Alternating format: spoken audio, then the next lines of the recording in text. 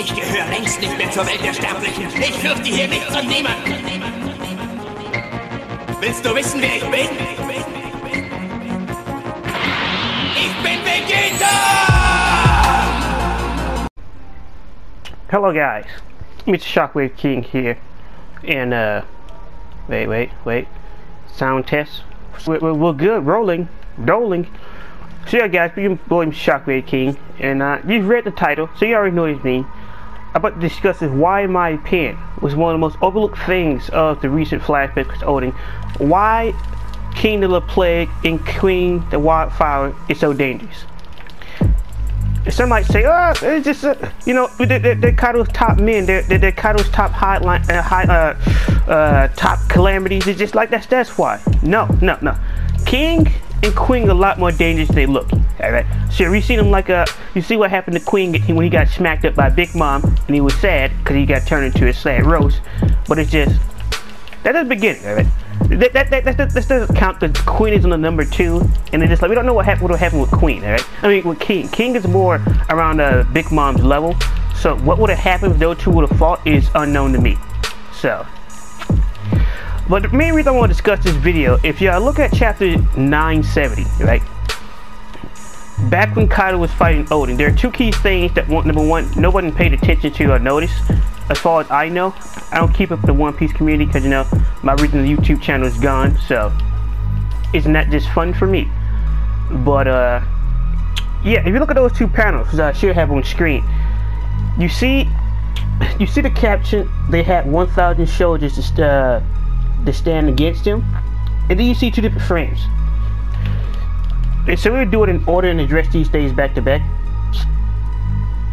And the first thing you see is Queen. And Queen's holding the club against Denjiro, who kind of looks like Kirishiro from behind. And I don't think this is Konoro. I can't remember the guy with the paintbrush. I can't remember. I'm sorry, I didn't watch Dressrosa or did I watch Joe? All right, I'm not gonna act like I did. All right, I know what happened, but I'm not gonna act like I read it. But he's facing up against those guys. And another thing you see, say, be careful. Like, you pay attention to Queen, what's in his hands. Roder knew that Queen used poison, but the one thing we did not know is the fact that he used poison on his weapons as well. Now, I don't know if Queen naturally used a baseball bat, but it looks like in my hand. It looks like a poison baseball bat that could have the mummy virus or something worse. Sure. But it's funny because, like, Dr. Vegapunk don't have too many nicknames, but how do you get the nickname with Plague? You just can't make a few diseases every once in a while, and you know, oh, I'm a Plague Master now. Queen must have gotta have decades. Because in my opinion, I think Queen and King is around their 50s. So if they're all around their 50s, it makes sense of why they got this experience and why, like 20 years ago, there was like 30 years old was basically outright monsters. If you look at those manga panels there, do you see how goddamn tall they are? The guy with the paintbrush in Denjiro is already tall enough, but goddamn, they're fucking massive. And especially compared to Jack. Well, we haven't seen. They're around the same. No, Jack is bigger than. Oh wait, is Jack big? Jack is around the same size as King, and Queen is slightly smaller than him. So we'll give it to that. But there's some big ass dudes, and Jack is around the same size as Big Mamu. Big Mamu. That recent One Piece episode was excellent, but off topic here. But yeah, if Queen is going to use poison with his weapons, it made it 10 times worse. Because just, let's be honest, what if you're just going back and forth, you know, you're exchanging blows, and just out of nowhere, you get hit with the mummy virus or some other virus? Because you know, Black used, that Jack the Drought used some type of virus on Zoe. You know, we always suspect that it was Queen who did it, he's more than likely, who gave it to him, but you know, we all know what type of role Jack played, alright? Jack is the little shit brother of the Calamities. Nothing personal. I like Jack, alright? I'm the one who stays saying Jack Dempsey Road, saying Jack the Drought. But I can't deny his role inside the Calamities. I can't act like he's some type of top tier guy. I can't do that. So yeah. But somebody say, oh, we know that Queen uses poison weapons by default, but this is worse, alright? And two is just like Queen's mechanical arm. And the reason I say point this out is the fact that When Queen first shows up in the manga and anime, he's tinkering and playing around with something. Now, some theorize that's more than likely used his kid's arm, and 9 times out of 10 is more than likely, right? He got his ass. And also, we don't know. Also, another thing. How did how did Kaido get off the island? Somebody say, King is a big ass dude. He's not fitting on no Basil Hawkins or no Scratchman and Pooh pirate ship. He's too big for that. It's just like putting Whitebeard on one of them ships. Did you see the size of the Moby Dick? Do you see the size of Big Mom's ship? Are you on drugs? Are you on drugs, mate? Did you see the size of Shank's ship compared to Whitebeard's? The motherfuckers are massive. Alright. And it's just, where the fuck I was going? Where was I going with this? I'm sorry, this is very important. They're massive, but if Queen is actually able to use I'm choking a bit. If Queen is actually able to use his mechanical arm in different waves, it'll also be another element to make him more dangerous than most. And the reason why is the fact that we don't see too many mechanical arms, right? We did see that guy from movie Z, but that's pretty much it. We don't. And the reason why it'd be more significant is, if we could change that armor to a machine gun, like his image tattoo here, so like some time ago, he was able to change it to machine gun and shoot out plague poison bullets. Even if it just scratches you, you just get a close dodge. You're done for. All right, you're dead just like Luffy. All right, you're gone. And just another thing, we don't know what else that hand could turn into. I mean, I'm just extending my expectations, but this is the strongest pirate crew in One Piece, in my opinion. Just out of sheer numbers. And sure, I understand it's at the ultimate chapter, just like you would said, it's Shanks. Shanks may have better quality, but Kaido's quality of King, Queen, and Jack ends that entire conversation. I'm pretty sure it takes at least three red-haired pirates just to take on one. I could be wrong, but that's what it looks like inside my books, in my personal opinion. But now to get over to King. So you might get some elements, you know, if it's Queen over here using poison and stuff inside his weapons, then it makes sense why he's more dangerous than most, alright? Now the cool effect is skill, speed, and like Luffy tried to jet pistol this man. He's just like, get that bullshit out of here, nigga. What do you think this is? I'm sick of y'all playing these children games, alright? I don't have time for this, alright? I used to be a pimp every day. My name used to be a pimp named Slickback, little nigga. What are you doing? Alright, if I wasn't so fat, I'll have Nami and Robin on my side instantly, just about the way I look. By default. So this is not no game strat. But the whole thing with King is, some might say, how is King on fire? Because if King has a real, you know, me fruit, then how is he on fire? And it's pretty simple, in my opinion. It just goes back to the simple fact that what did Queen call him? Call him a torture-loving pervert. And I'm sorry, if you're a fan of King, because even though we pretty much don't know anything about King, all right?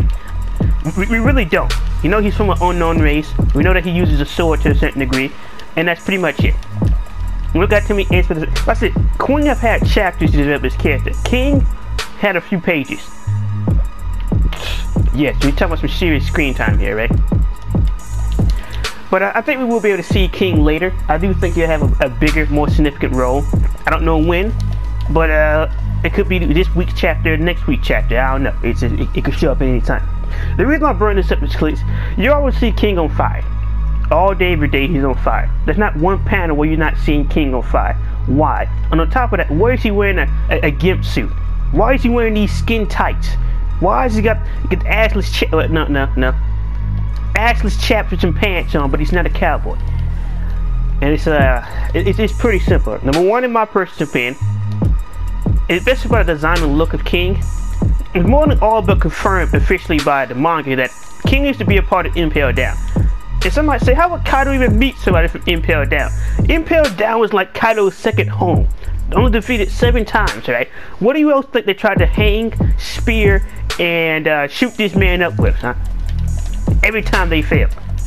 So the only way they can have any time to do this is just you gotta bring them to the last level of Impel Down. The only problem is, it never said that Kaido escaped from Impel Down, but it always said that Kaido escaped from prison ships. So why would they kill him on prison ships and not Impel Down is unknown to me. And that's the curious thing. People try to act like Kaido just everything they said about Kaido afterwards still stands. Only 7 times. So could have Whitebeard defeated Black Kaido? Yes, but it's just no, not currently. Because there's a difference between a man and a creature is 2 different things. A creature involves man. Alright, I put Kaido over Whitebeard, but it is what it is. But not only do I think he's the ex-jailer at Impel Down, he could be the one of the main ones torturing Kaido. Why? And see, I know I'm stretching a bit, but you just go off one piece of dialogue, but look at King himself. Look at the design. Look at the skull on his jacket. Look at the fire. He's wearing a gimp suit. If this is not the ex-husband of Mr. Sadie, I don't know who is. Who else will build this man? Obviously, come on. You can't be a dominatrix without a slave, alright? And sadly, King will play that role, but it's just, King has his fetishes like everybody else, right? I'm not judging the man unless your shit is odd and unusual. Or in farm children. But it depends on what type of art we're talking about here, right? It depends. It depends, alright? Yeah. Calm your horses. It depends, alright? You don't gotta throw yourself out to the fire, or you don't have to pull out your pitchforks. It depends, alright? It depends. It depends.